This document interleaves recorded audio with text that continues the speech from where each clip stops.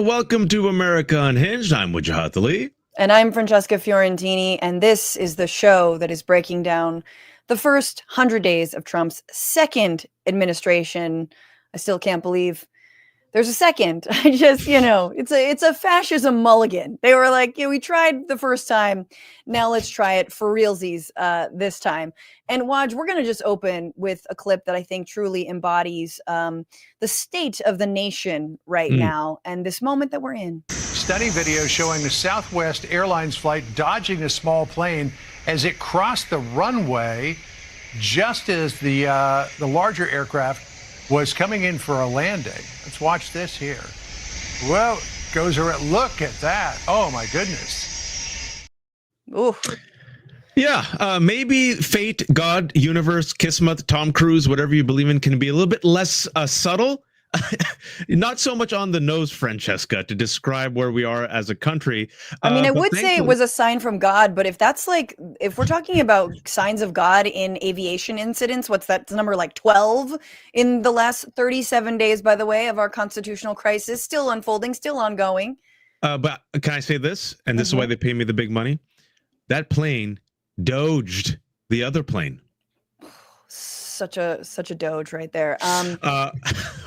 We have a lot of news today. Unfortunately, we wish that was the worst that's happening. But oh no, we have President President Trump being humiliated on the world stage when he was sharing the microphone, if you will, and the stage with France's President Emmanuel Macron, where he acted like Putin's puppet yet again. We'll also be addressing the shakeup at MSNBC, where all the hosts of color seem to be disappearing, including Joy Reid, and also Trump's latest crackdown on the press. But Francesca, they're all about free speech and the First Amendment.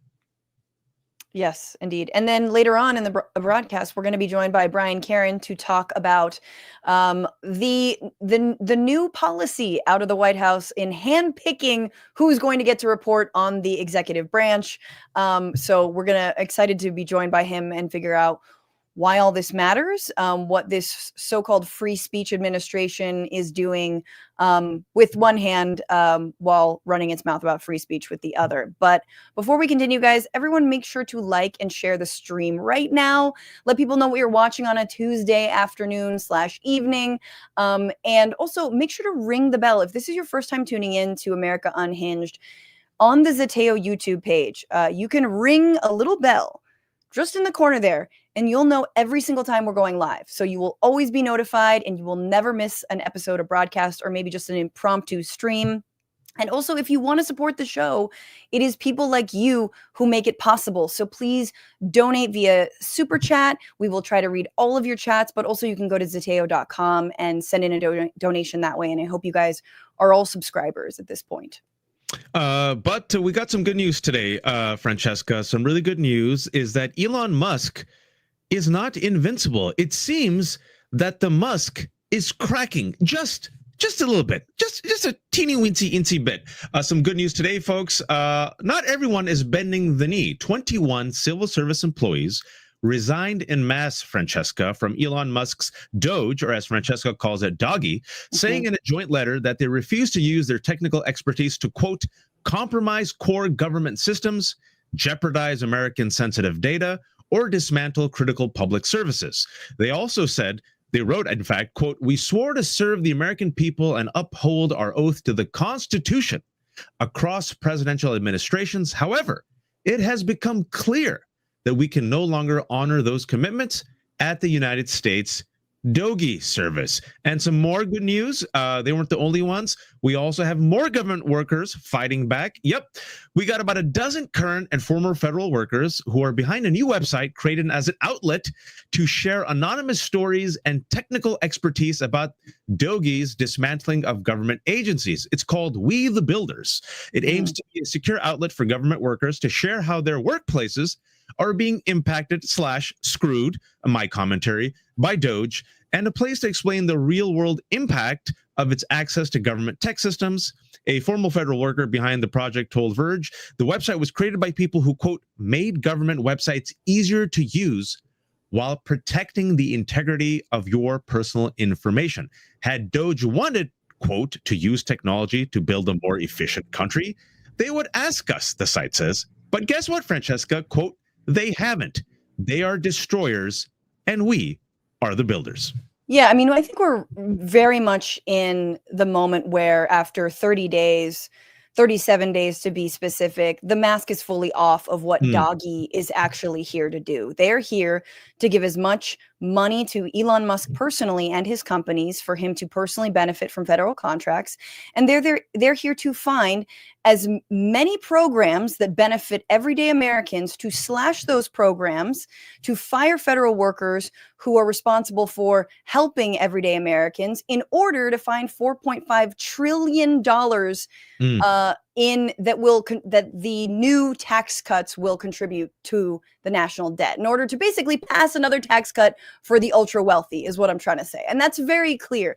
This is all a wealth transfer from working people, from everyday people, from normal people to the 1%. That is what DOGE is there for, and that is what they're doing. And so it's nice to have people blowing the whistle on that, people being honest, and honestly creating this sort of subculture, this sort of like, resistance movement from within the federal government. And I want to clarify that the people who resigned in protest, they weren't necessarily part of DOGE to begin with. They're part of the United States Digital Service. They were subsumed by DOGE, as they were, imagined to work on whatever DOGE wanted to do, whether it was completely hollowing out USAID or accessing IRS data of Americans, right? And they were like, no, we don't want to do this. And in fact, it's now enough time has played out where if they had wanted to make it, as they said, more efficient, go after the waste, find, the loopholes, find the contractors being overpaid, they would have done that. And they haven't. It's so clear what they actually want to do is dismantle the federal government. It's, some would say, a big grift, as Elon Musk, who apparently, according to the Trump administration, is not the head of DOGE, not my words, their words. And when Trump was asked several times, what does Elon Musk do? What's his role? I don't know if you recall, but Trump said, he's a patriot. So this private citizen who gave $290 billion to Donald Trump, according to Steve Bannon, when he liked him, before he turned on him and called him an illegal immigrant, he said without Musk's money, Trump would not be president. So Musk and these DOGE members, ages 19 to 25, teens, without any oversight, without any accountability, without any government confirmation or any hearings, are going in, accessing our private data. They have your social security number, dismantling very critical government departments, right? Fired 400 FAA members. Surprise, surprise, as Francesca said, in the first month of this presidency, we've had nearly a dozen near collisions, amount of people killed in aviation accidents that were highly preventable. USAID firing thousands of people. Over 20,000 federal workers have been fired, Francesca. I just want people to sit with this. They're saying, we have proven, they have not proven anything. We are uncovering waste. They still haven't proven it. But somehow, Elon Musk gets a $400 million contract from the State Department for armored vehicles. Cybertrucks remain the stupidest car I have seen. Every time we've seen it, we laugh at it, not with it. Can't get out of snow. And he's already received billions of dollars of your taxpayer dollars for his stupid companies. But Francesca, over 20,000 federal employees got to be fired. Make it make sense. And we're gonna there's massive unrest brewing in this country over these slash and burn destructive policies. But I think Jasmine Crockett, Representative Crockett, summed it up perfectly when she was asked to opine about Elon Musk today. If you could speak directly to Elon Musk, what would you say? Fuck off. Beautiful. Succinct, perfect, basically what we tried to say, but in 50 words. And I think that is the level of disrespect we need to be treating Elon Musk with, because he's treating us with that kind of disrespect. So saying F off, yeah, there's no halfway. There's no working with, hello, Ro Khanna. There's no working with, hello, Jerry Connolly. There's no, we're going to find a middle ground. No. This person is absolutely the enemy of the people, of the Constitution, and he needs to be treated as such. I believe, relationships should be reciprocal. I'm not interested in being in an abusive relationship, Francesca. I've seen the Peanuts cartoon where Lucy laughs and lifts the football and Charlie Brown lands on his ass. I'm not interested in playing in a rigged game. And so if you give me cruelty, you cannot expect or demand civility, which is MAGA's way. And like you said, I just want to echo +1 to Jasmine Crockett. She's echoing our frustration, our bluntness. When they go low, we go high. Nope. In 2025, when they go low, you take them out by their damn knees, which is a legal UFC move. Just a plug, we're going to be talking about MSNBC in a little bit. As Waj mentioned, we each have our own stories with mainstream news, in part why we're here. But let's talk about some international policy. Donald Trump found time in his busy schedule, lauding dictators and cozying up to strongmen and authoritarians to meet with the president of France, Emmanuel Macron. Macron visited the White House yesterday, and he really had this goal of trying to get clarity. I mean, after the United States on the world stage in Munich, very much walking away from international commitments, especially to countries like Ukraine in the middle of a war right now. This is, again, the week after Donald Trump called Zelensky the instigator of the war with Russia, as well as a dictator himself. And so here is Macron, openly fact-checked by Trump, but of course Trump doesn't fact-check, he just interjects with lies, speaking about assistance and money to Ukraine during its war. Just so you understand, Europe is loaning the money to Ukraine. They get their money back. No, in fact, to be frank, we paid 60% of the total effort, and it was through, like the US, loans, guarantee, grants, and we provided real money, to be clear. We have 230 billion frozen assets in Europe, Russian assets, but this is not as a collateral of a loan, because this is not our belonging. So they are frozen. If at the end of the day, in the negotiation we will have with Russia, they're ready to give it to us, super. It will be loan at the end of the day, and Russia would have paid for that. If you believe that, it's okay with me. That's so humiliating. I mean, it's painful. It's kind of awesome because he gets humiliated, but then like the patriot in me is like, oh, this is the representative of our country, Francesca. If you believe that, that's okay with me. I'm like, what? First of all, listen to him, what he's saying. It's not a loan, it's paid for. And here's the real crux of what Macron is saying.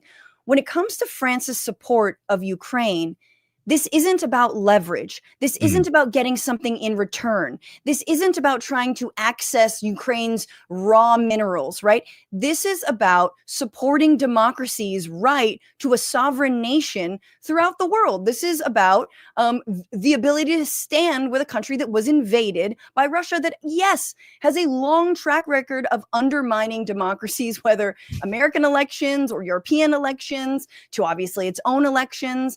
So it's amazing to him to explain, like, look, number one, it's not a loan, because we're not really expecting to get anything back other than our own dignity here. So that was key. And then he explains, you know, the Russian assets were frozen, and you could even maybe interpret that as some kind of loan, but that's not actually a loan. So that was what the assets freezing was about. They also kind of butted heads on, obviously, whether or not Russia or Ukraine was the aggressor in the Russia invasion of Ukraine, which somehow is a sentence. Here was what Macron had to say. I mean, this war costed all of us a lot of money. And this is the responsibility of Russia, because the aggressor is Russia. Now, Waj, I am not a body language expert, but the slump of Trump, the Trump slump, which we saw at the end of his first, but the Trump slump in the beginning of the second term is very like petulant child who's like washed his hands of everything, doesn't really care, really honestly thinking about the next time he can go golfing. I don't disagree with you. And it was the same exact type of body language, slumped, defeated, tired, disinterested, disengaged, that we saw during that press conference with Musk and Trump, where Musk was addressing the press. And at that time, we thought he was the head of DOGE. I want to remind people, according to Trump's own lawyers, He doesn't head DOGE. In fact, we don't know what his role is. And Musk's kid was wiping his boogers on the desk in the Oval Office, telling Trump to shush. And Trump, back in the day, the Trump that you and I knew 9 years ago when we were young bucks, Francesca, he would have said, "Hey, kid, stop that child." But he just sat there and let the kid pick his nose. He seems like a tired, fatigued man. And right. The fact that Macron came with a little bit of vigor, firmly but gently correcting him and contradicting him, again, humiliating for Trump and also humiliating for the United States of America. But in this case, this guy's making me root for France and he's making me root for Canada in the hockey games. What's happening, Francesca? Canada earned that. But meanwhile, because, of course, we have a Trump administration, the United States voted against a UN resolution condemning Russian aggression. It's actually the second time the U.S. has sided with Russia. We can only imagine when the first time was, which was when Trump was in office for the first time. It marks the third anniversary of the Russian invasion of Ukraine, and that was the impetus for this resolution. But of course, the U.S. couldn't be bothered. Reminds me of them not being bothered to vote again condemning Israel's actions. But of course, mainstream news has always misunderstood these very analogous situations. And so we're here to talk about the truth. And here is Macron specifically on that resolution. Or here's, Trump asked about why the United States didn't vote for this resolution.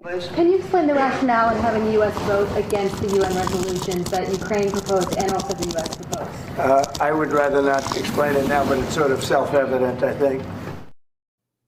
Is it though? Is it self-evident? Tell you, if I tell you, I'd have to kill you. If I tell you, it wouldn't be a secret. It's my secret to tell. It's not a secret at all. Nope.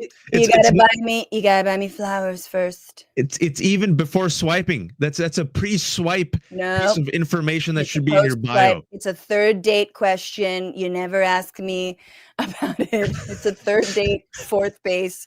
Sir, there are no fourth bases. What is fourth base? Well, it has to do with a Russian sex worker. Anyway, that is what. I should have just let you cook on that one for a while. Francesca would have taken that to some dangerous territories.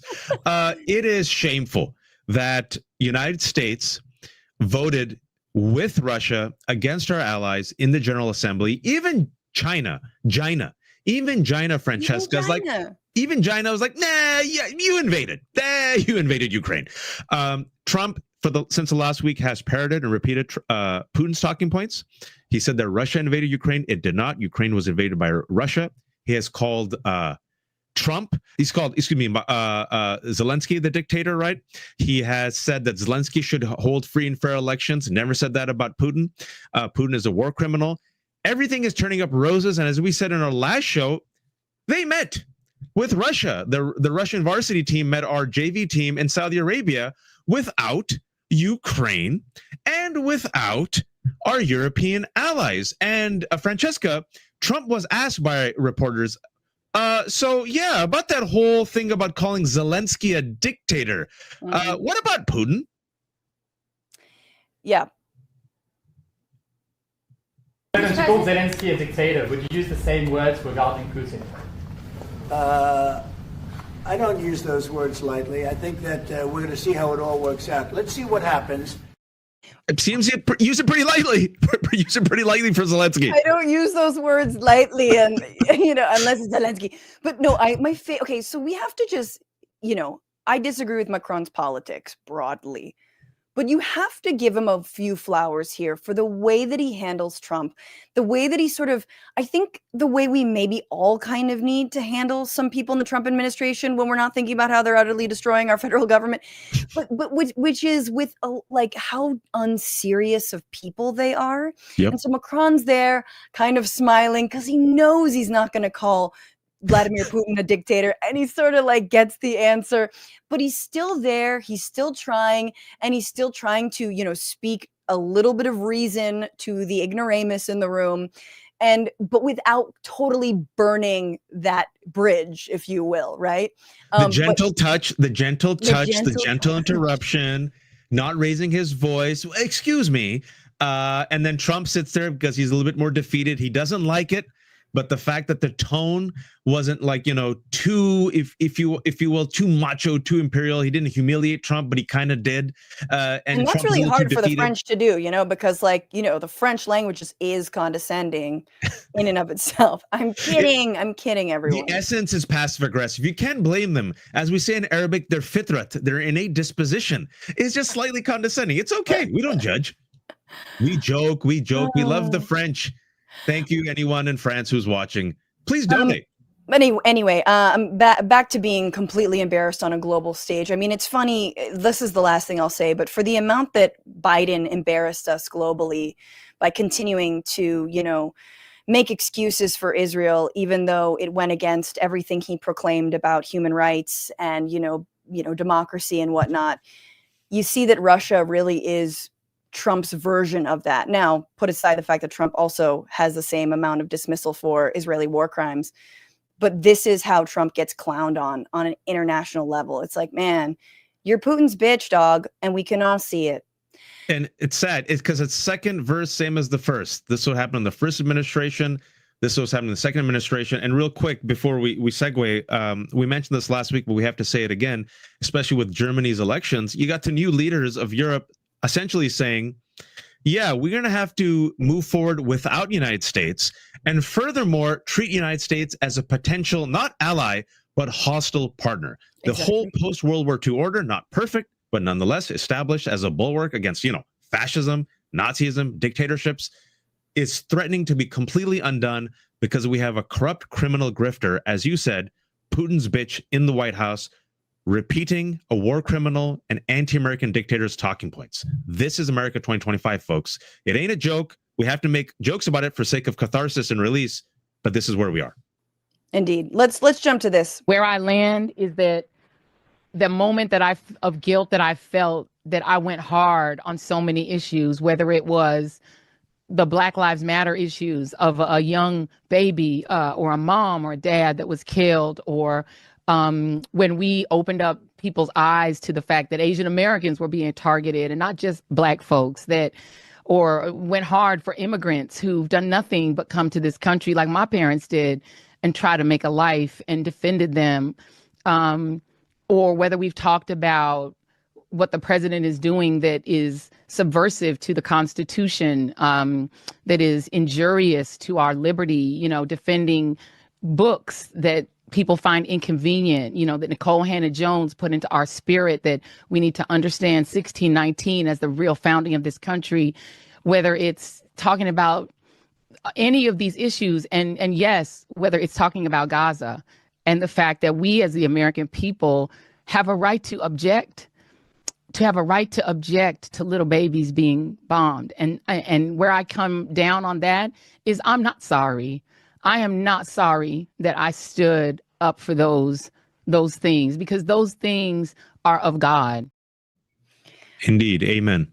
That was political commentator and television host Joy Reid reacting to her sudden dismissal, her firing from MSNBC and her daily show called The Readout. She had been with MSNBC since 2014 at least, but I believe with the network for longer. This was part of a slate of cancellations. MSNBC also canceled the Katie Fang show with Katie Fang, Jose Diaz-Balart reports, and our friend Ayman Mohadin's show. Fang and Jose Diaz-Balart will remain with the network, as will Ayman, but it's unclear sort of where they're going to land. Jonathan Capehart is actually another anchor and another anchor of color who also lost his slot.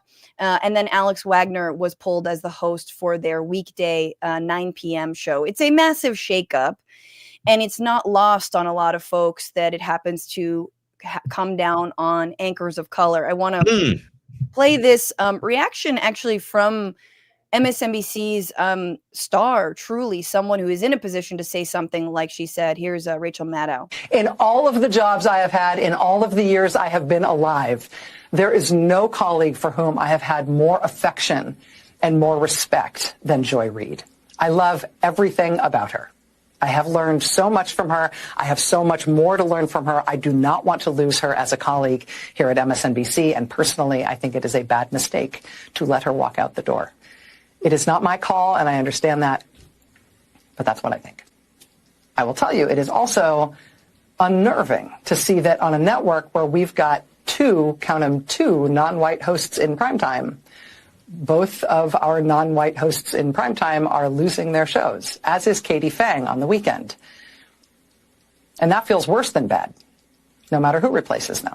That feels indefensible, and I do not defend it.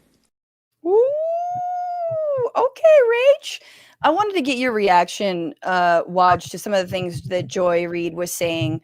I mean, that's an incredible statement where, you know, Rachel Maddow standing up for her colleague, but that Joy Reid was like, look, I'm not sorry for covering Gaza. I'm not sorry for covering BLM. What is your analysis of why MSNBC made this move? What do you think it is? So the explanation put forth was ratings. And then you look at the ratings and you say Stephanie Ruhl's ratings are terrible. Ari Melber's ratings aren't that great. Katie Tour is trending for all the wrong reasons. So was it the ratings? And then you see the people who were fired, the people who are progressive, bold, outspoken, and calling Trump's fascism for what it was, with Joy and Ayman, especially some of the very few people after Mehdi was let go or left or silenced also last year, who spoke out against a genocide and spoke out in favor of Palestinians, you know, especially civilians not being killed. And then you see the trend of essentially legacy outlets, Morning Joe, I keep receipts, the staple of the morning show. Remember, folks, last month, they voluntarily flew to Mar-a-Lago to bend the knee. That's Joe and Mika. Not only that, then they antagonized and mocked their own viewers who were fleeing from Joe and Mika, saying, why'd you do that? They're fine. They're kept on. The people of color who know what's at stake because their communities are at risk, right? They're on the front lines. They're the ones who are being let go. And I believe it's because the new president, Rebecca Cutler, who, by the way, used to be my superior at CNN. I could tell you some stories. She's come in after the former president, Rashida Jones, a black woman, left, and is saying, oh, no, you know, we're looking forward. We're reshaping. We're still going to be progressive. This is what they said, right? According to Axios, we're going to retain our progressive audience by getting rid of the progressives. So I believe what's happening is they realize cable news is dying. They want to court an older, wider audience that still watches cable news, and they believe they can still get that revenue from that audience by milking them a little bit from CNN, a little bit from Fox, the center-right audience, and by booting all the woke and DEI who cause a lot of trouble. That's my take, Francesca. What do you think? I mean, tell me how you really feel. I think that's a really astute take. And I think, you know, for me, I think people have pointed out, look, they're promoting or they're continuing the show with Simone Sanders and Michael Steele, former Republican, and Alicia Menendez, daughter of Bob Menendez, disgraced senator. You know, and so it's not racism, but I would argue that it actually is, it's as much about, I think, race, and it's not lost on us that the majority of people who are being let go or reshuffled are people of color, but it's also about their voice, right? It's about the fact that Joy-Ann Reid she had been there since 2014. It's not that she hadn't paid her dues or wasn't an accomplished, you know, a writer and commentator before that, but that she was gaining this audience, that they were coming back for her, and that she was saying real stuff, right? And I think the other thing is, it's a cheap move, right?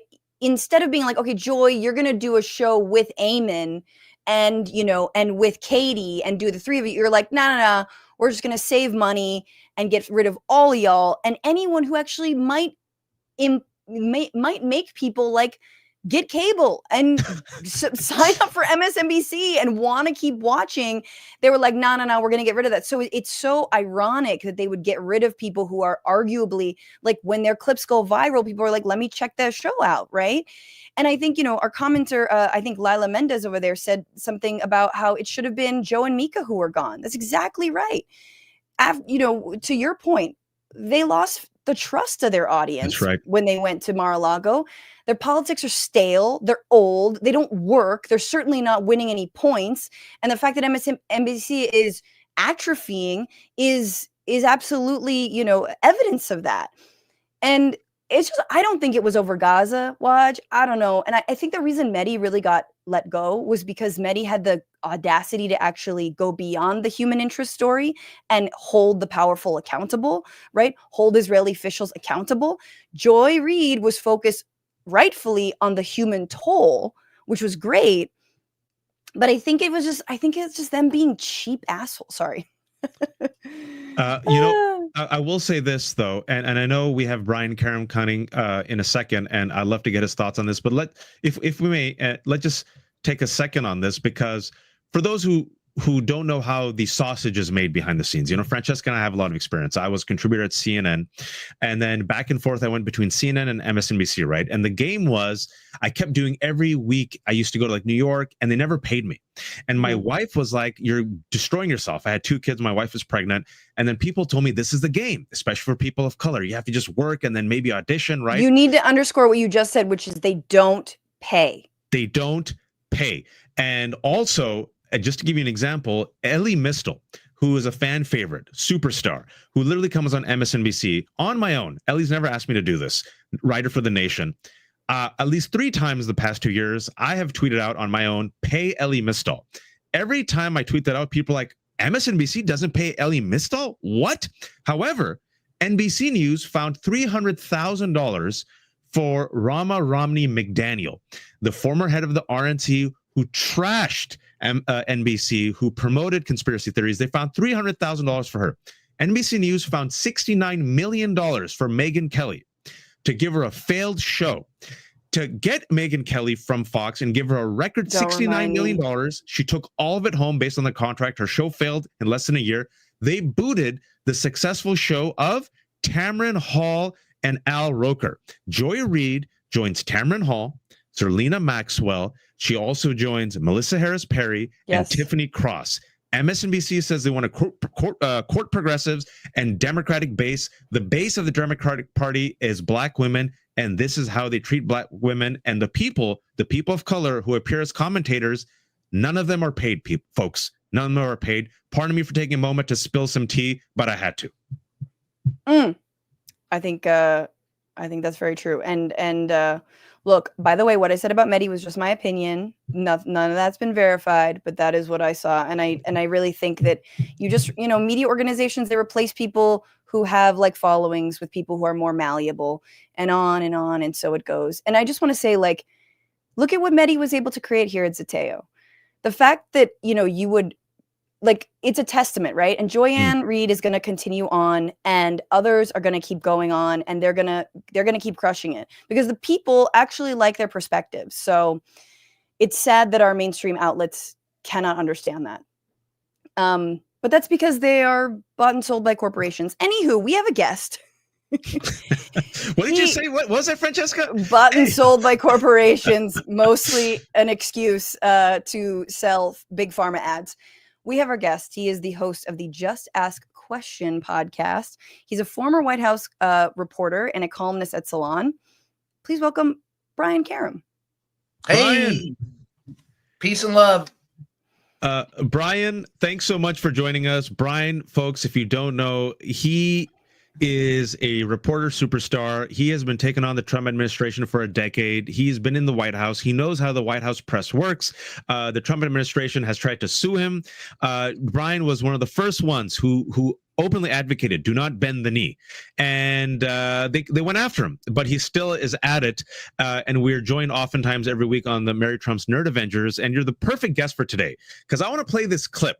Speaking about some breaking news for today, Trump and MAGA love the First Amendment and free speech so much, Brian, that this is the White House press secretary today. Listener. As you all know, for decades, a group of DC-based journalists, the White House Correspondents Association, has long dictated which journalists get to ask questions of the President of the United States in these most intimate spaces. Not anymore. I am proud to announce that we are going to give the power back to the people who read your papers, who watch your television shows, and who listen to your radio stations. Moving forward, the White House press pool will be determined by the White House press team. Yeah. Where do you start? Let's see. Proud to announce. Can you before you start, because connect the dots for folks, because people don't know. Tell us what the White House press pool is, what it does, and why it's so important to maintain its editorial integrity. Okay, so first of all, it isn't dictated by the White House Correspondents Association. Many years ago, when the White House Correspondents Association put itself together, they approached the president and said, what you do is so important. We need to cover you, whatever you're doing, as long as you're on the job. So they agreed, mutually agreed, that a small number, because, it's small spaces. You can't traipse 1,000 people into the Oval.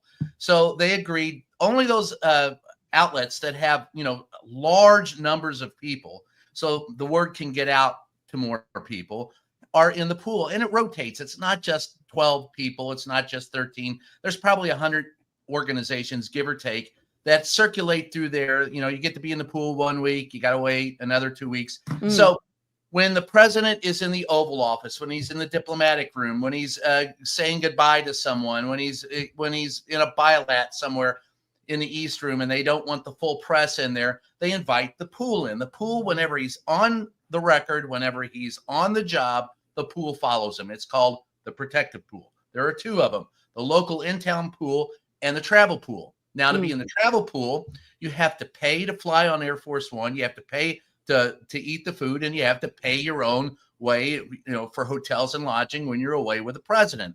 So him coming out and going, I'm going to replace the pool and it'll be up to me, is kind of like a quarterback in the NFL deciding who's going to be in the secondary. It's not the way it's supposed to work. So you can have, and I still have my White House press pass, but he learned in the last administration not to take those away, because he tried to take mine and I beat his butt in court 3 times and he got PO'd. He was really angry. And Jim Acosta beat him once. We were the two that took him to the mat. And we won. So this time he decided that rather than fight that hurdle, let everybody in the room. I'll create another level of access. And he told us that it's a privilege to be in the White House and to be in the Oval. No, that's our job. It's the First Amendment. It is our job to be there. He has the privilege of being there by the grace of 77 million voters. He's still a hired hand. He still works for us. And the real privilege is with the PEP secretary, who doesn't have the gravitas to be in that office. Said she wouldn't lie to us, has done nothing but lie since day one. So that's the background of it. Now, as far as the reaction to it, it is without a doubt the single greatest affront to the First Amendment since his last great affront to the First Amendment. He is, if nothing, keen on destroying free speech while saying that he's protecting it. He's keen on saying that he's the most transparent president ever when he's not. And there are those who want to say, hey, let's boycott him. In theory, yeah. In reality, no. And here's why. I'm going to stay in that daggone room until they drag me out of that room. And then I'm going to sue them for dragging me out of that room. And I'm going to hold truth to power. And I'm going to stay the immovable object or the irresistible force, whatever metaphor you want to use. My job is to hold him accountable. I'm not going to do it if I'm not in the room. And by God, if I leave that room, I know damn well he's going to replace me with some more propagandists and sycophants. And the most frustrating thing of being in this particular administration is I've covered every president since Ronald Reagan.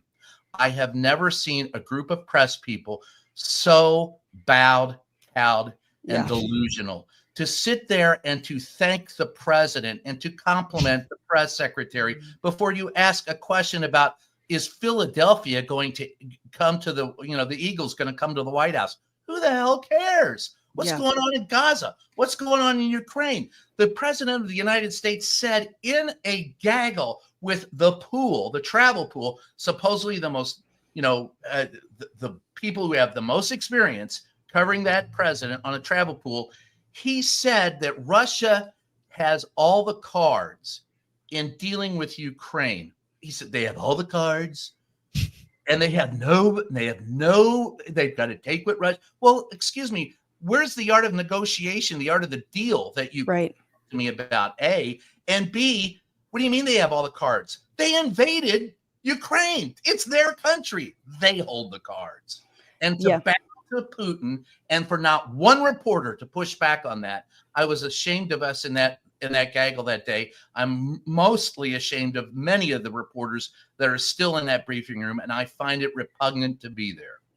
I can't imagine. I mean, that was an amazing breakdown. I can't imagine being there and having, everyone just sort of lined up, waiting to kiss the ring when you're supposed to be reporting on what. I also can't imagine wanting to be on Air Force One with Donald Trump, Brian. So that's just the smell alone is. Steak and Diet Coke? Why are you against steak and Diet Coke, Francesca? I will say that, look, that's how they get you.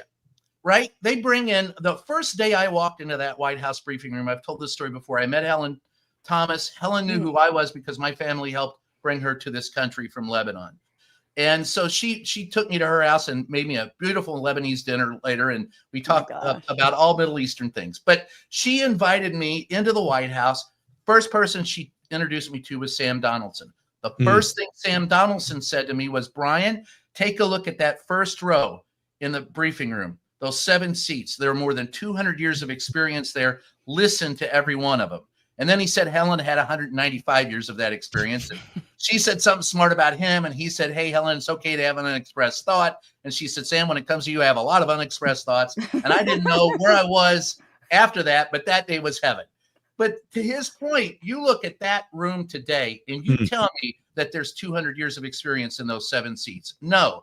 We are hiring, the corporations are hiring people straight out of school, putting them in the White House who become enamored and awed of the trappings, including Air Force One, Francesca, as you were talking about, and just the idea of being in the White House.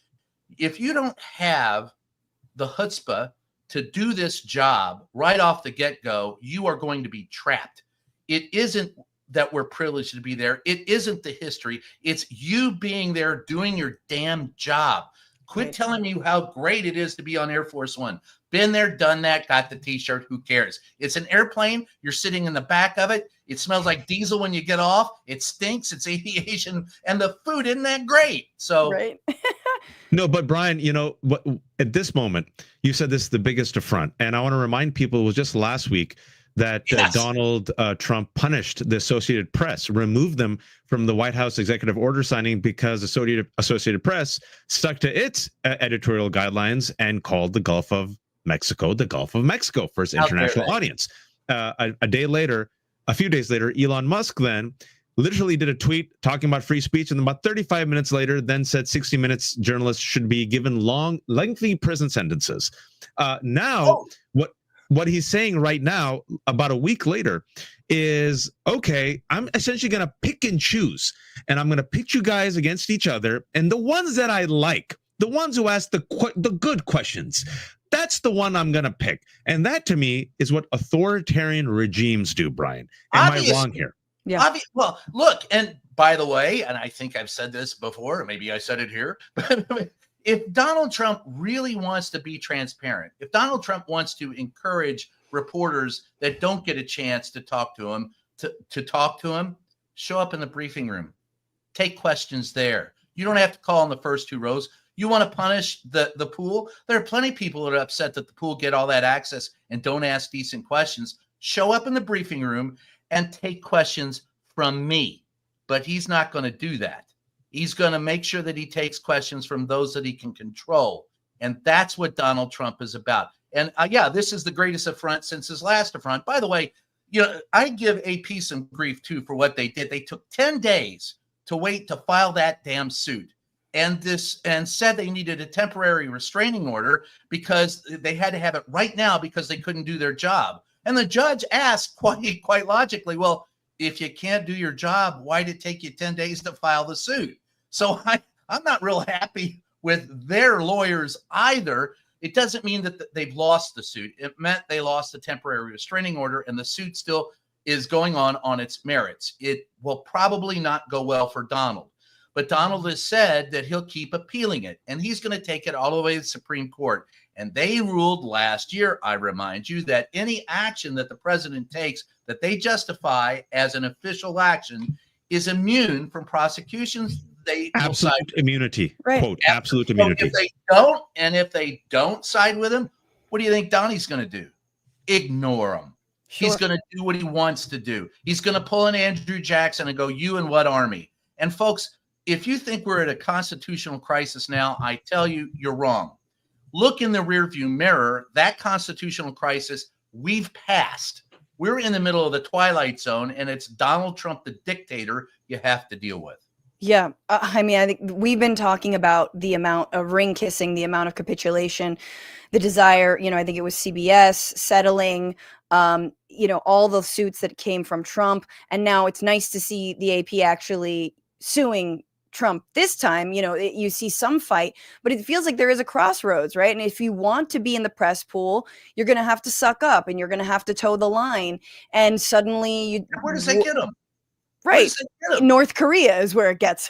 Well, in point of fact, the head of the WHCA, and here's an insider thing that really rankles me, but for the first week of this new administration, the White House Correspondents Association president published the president's schedule. That's not his job. They didn't have enough people in the office, so we did it. And it was horribly done, and they screwed us over for a week doing it. So they did it say, oh, well, we shouldn't be doing it, but we're helping them out and they'll treat us better. Yeah. What happens is Donald Trump runs over you, uses you, and doesn't care about you. And the fact that they don't get it still angers me to no end. Can I mention this quote that was done by Eugene Daniels, who's the White House Correspondents Association president? And I want to just get your response. It was pretty robust. Eugene said, it's a long quote, but I'm going to do the second half. Quote, to be clear, the White House did not give the WHCA, the White House Correspondents Association board, a heads up or have any discussion about today's announcements. But the White House Correspondents Association will never stop advocating for comprehensive access, full transparency, and the right of the American public to read, listen to, and watch reports from the White House delivered without fear or favor. End quote. I liked it, Brian. I like it. Empty words. When Jim Acosta and I fought the first administration, the WHCA didn't come on until the very last moment to support us. We asked them to, they didn't. Eugene was the one who put out the president's schedule. So yeah, those are great words, but you know what the word should have been? Screw you, we're suing you right now. That suit should have been filed today, right now. It's a violation of the First Amendment. It needs to see emergency relief immediately. Where is the lawsuit? And I agree with all those words, but I haven't seen those words backed up by the WHCA, and that's what concerns me. They're too busy being infighting with each other. I'm sorry. Go ahead. No. I love that, and I think connecting this to our conversation about MSNBC and sort of the the hiring of some of these seasoned, and these are pundits, right? Like these are mostly pundits, some correspondents, but you telling us that outlets are putting first, second year reporters in these press pools going up against true neo-fascists and propagandists like Caroline Leavitt is deeply terrifying. That like folks like yourself and folks like Acosta, who we all know was forced out of his nightly position, right? His show recently, like this is not the first Trump administration. No. And the media is not behaving that way. In fact, they are rolling over even further. And that's what bothers me more than anything. I do not recognize my country. I do not recognize my profession. I almost feel like I get PTSD walking into that room because I immediately want to take about 5 reporters and crush their heads against the wall. And then I want to smack a few of the people in the press office that belong to the president. And I want to fart in Trump's general direction, to quote Monty Python. So it's frustrating all those years. And I got to tell you, I became a reporter because I like the idea of holding people accountable. My mother said I was curious and stubborn. She also said I was nosy and arrogant, but she may have been right on all counts. But the point is that when did we give it up? Why did we give it up? And what do you think we're going to gain from giving it up? Are you so afraid? What are you afraid of? Ben Bagdickian, God, I love him. He was one of my mentors, and he was an editor at the Washington Post. And he said, Brian, at the end of the day, your responsibility isn't to, your editor. It isn't to the boss. It isn't to the corporation. It isn't to your job. It isn't to your career or your family. Your responsibility is to the public. You've got to be willing to get into, to quote a famous congressman who was a friend of mine, you've got to be willing to get into good trouble. You have to stand your ground. You have to fight back. That's what you do. And if you don't, get out of there and let one of us who knows how to do the job do it. Brian, I'm so glad you're still in it. Our audience loves you. Come back anytime. We kept you a bit extra because you were on a roll. Please shamelessly promote yourself. How can people read you? How can people support you? Okay, so if you want to read me on Substack, I'm there along with the rest of the free world. So it's at Brian Karem on Substack, and it's called Reporter's Notebook, and we publish daily there. I'm also in salon.com once, twice a week with a column there. The name of the podcast is Reverse Shot, where we take a look at what the press does wrong and right. And then Just Ask the Question and Just Ask the Press, the weekly show where we take a look at the press. We take a look at the news of the week, and that's with Mark Zaid and the editor-at-large from CQ Roll Call, John T. Bennett, on Sundays. So it's a busy time. You can catch me. Oh, and the book, Free the Press, wherever fine books are sold. That's where you can find me. Damn, thanks so much, Brian. Busy. Come back anytime, buddy. Oh, love you guys. We go from Brian, Francesca to we go from a good person to a Reek of the week. And every Tuesday, one of us gets to choose the week's Reek of the week. For those who don't watch Game of Thrones, Reek is a character who becomes subservient, docile, basically just humiliates themselves in service of power. There are many Reeks, but there can only be one for this week. Francesca, who is your Reek of the week? My Reek of the week is not a Reek of the Trump establishment, but of the, I would say, habitual denialism of Israel's crimes, and sort of a Reek of, honestly, seeing anti-Semitism where there is not. A Zionist Reek, if you will. Barry Weiss. So this week, Barry Weiss was promoting an article on her Substack, the Free Press. I guess it's an actual outlet, Free Press.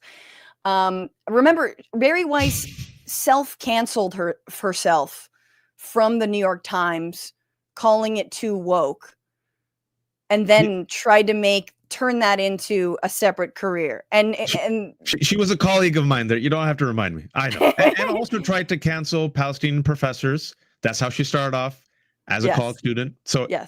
And pro-Palestinian, no free speech, no free press. So exactly.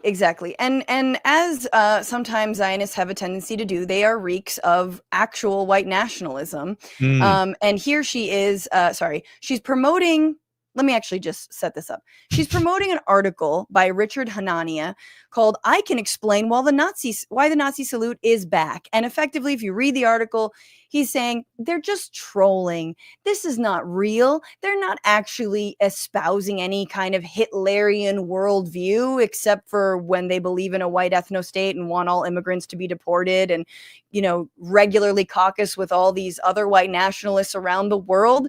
They're just trolling you. And so Weiss was trying to promote. Before you do that, can you please just briefly tell us who Richard Hanania is? So Richard Hanania used to write for, when it was still uncouth to be an open white nationalist, he wrote for a alt-right and white supremacist publications, and he had the pseudonym Richard Host. That's basically what he did. You tell me exactly. Say, I stopped writing. I'm done with that. But a lot of journalists are saying, it seems like you still kind of make a lot of racist statements. You're kind of whitewashing the Nazi salute. And so Weiss was trying to promote the article, and she did a quote of one of the things that he wrote, which is just a brilliant quote, guys. It's just get your poet hat on. These stiff-armed salutes are not expressions of sincere Nazism, but of an oppositional culture that, like a rebel band that keeps wearing the fatigues after victory, has failed to realize it's no longer in the opposition, which is wrong and terrifying in a million ways I can't even begin to describe. Can I just ask you, Francesca, and our community who's watching, thank you so much, the 1200. Thank you, Grumpy Ever Dragon. in your life, as rebellious teenagers, did you, I don't know, Go pro-Nazi and do Nazi salutes. Let us know. Francesca, have you ever? Safe space? I didn't have a Nazi phase. You know, it's just like, it just missed me. It missed me. Me too. We were special, I guess. You know, but trying to get back to your old glory days when you were victorious, the Nazis lost. They lost.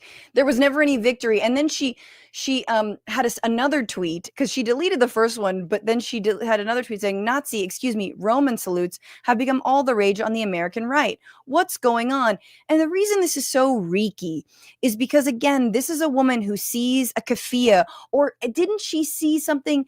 Didn't she or her wife tweet something like, free parking? Oh, I thought this said free Palestine. This is a person. I think that was Eve Fartlow. Yeah. Oh, that was Eve Fartlow. Okay, same milieu. But this is Weiss. This is all she does, is see anti-Semitism where it is not. Now you have an actual Nazi salute, and it's like, I can explain this one. Nazi salutes, good. Keffiyehs, pro-Palestinian flags, bad. Bad. This is what they make you give. And I'll say one thing to add to your reekiness.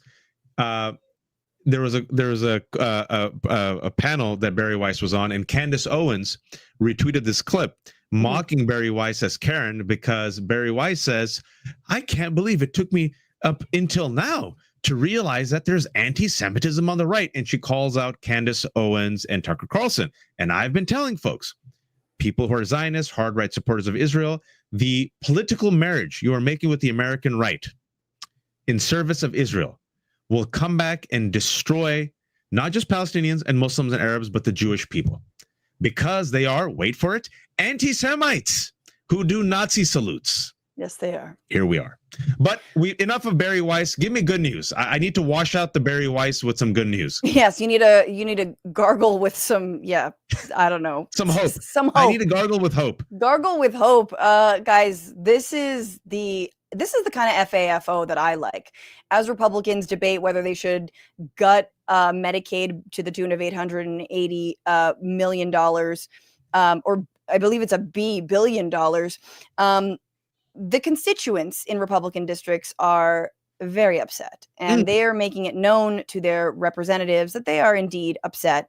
And this was Representative Glenn Grothman, who is just kind of he's such a boob. Is that a way? Like, he's always on Fox News making excuses for Trump. He's always like doing double speak. He's such a boob. And he visited, sadly, his own district, where he did win by 22 points, actually, in Wisconsin. But his voters are not too happy with his defense of Elon Musk. And again, the hollowing out of our government. President Trump has issued a lot of executive orders. I think by and large, this is moving very quickly compared to other administrations. And I think across the board, he's done some very good things. I think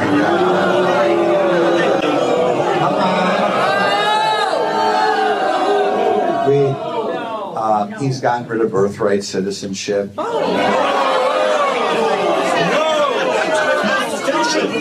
Illegal as hell.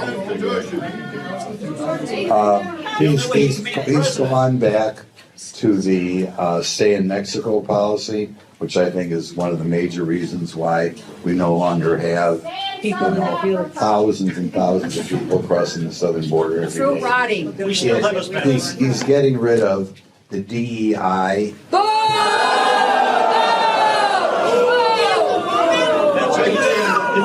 Which is an ideology whereby when you look at people, there's going to be a lot more of those town halls. Real quick, some breaking news, Francesca. The House just passed the budget plan for tax and spending cuts. 0 Democrats, 217 Republicans just passed. Goodbye Medicaid. Hello deficit. Hello tax cuts. There's going to be a lot more of those town halls. They just passed it. Oh, you are in for it. You know what? And I love that they were handing out plates to this audience. I imagine they were like, now, when you want to voice your discontent, just hold up a plate. Those town halls are going to be spilling over.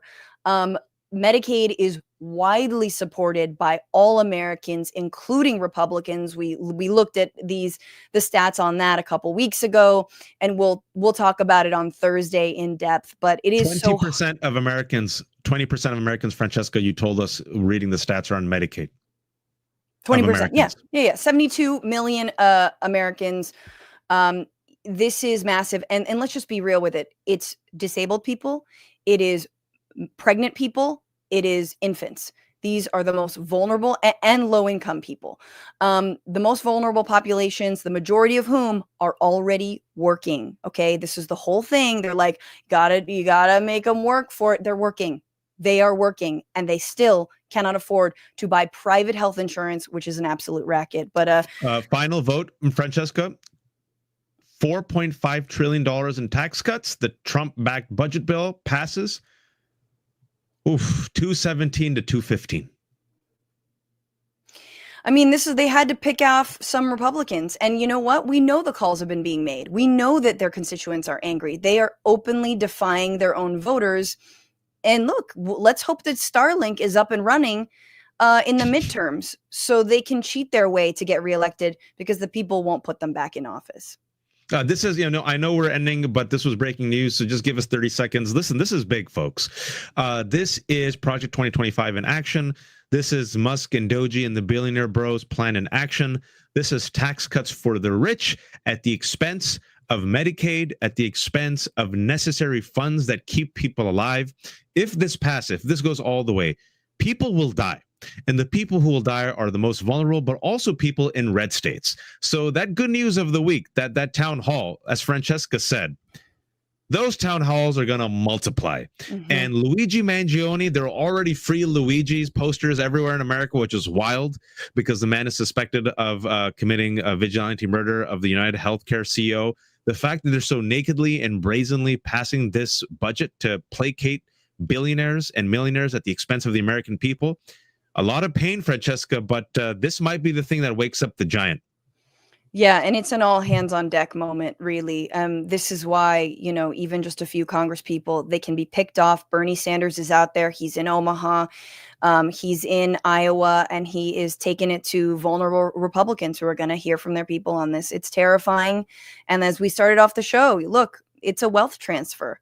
Like you said, this is all to pay for their taxes. And Waj, they're not even hiding it.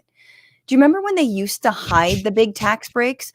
Oh, it's going to be a middle class tax break. Oh, it's going to be a tax break on small businesses. Oh, it's going to be no. This is a tax break on wealthy people. That's it. It's everyone making over $300,000. And honestly, if you're making over $300,000, good for you. And I will remind you, Zeteo.com is where you need to donate all of that money that you will be saving under Trump. Let's go, people. Support independent media that have amazing guests on. Waj, what another great episode. Where can people find you and follow you? Please find me on the Left Hook Substack. I'm almost at 45,000 subscribers. I co-host a Democracy-ish podcast and show with Danielle Moody. Of course, we will be back on Thursday night, 8 p.m. Eastern time. But Francesca, where can people find you and support you? Yes. YouTube.com/FrannyFio is where I stream the Bituation Room Tuesdays, Wednesdays, and Fridays, 1 p.m. Pacific, 4 p.m. Eastern. I'm on Substack, FrannyFio.substack.com. Well done, Francesca. Well done. She remembered. And yes, we'll be back on Thursday breaking all down. First, I got to say this. As Francesca was saying, it's independent media. You see what's happening in MSNBC. You see what they're doing to progressives. You see what they're doing to people of color. You see what they're doing, as Brian said, to any reporter, any journalist, any commentator willing to call out what we're seeing, which is fascism, the oligarchy. We don't bend the knee. We don't kiss the ring. But we are fueled and funded thanks to you. So the least you can do, I know everyone has some challenges. If you don't subscribe, please subscribe to Zeteo. Ring the bell. You'll be notified each time we go live. Please like this video. We just started 2 weeks ago or so, I think. We're trying to build viewers. Please like this. As soon as this gets published in about 30 seconds, please share it across all platforms. And all those people who donated, right? You'll see that circle with the ... underneath this video. That's where you can click. You'll see a heart with a $sign. So all these folks who've given us like $1, $2, $3. Atia gave us $1.99. Thank you so much. I think this is a John Moore compliment. from My the kid says that. Five, reminding us that Sam Cedar was also fired by MSNBC. All this goes a long, long way. We can't do it without you. And again, we'll be back here Thursday night, 8 p.m. Eastern Time. And until then, America, keep your screws tight. We'll see you then.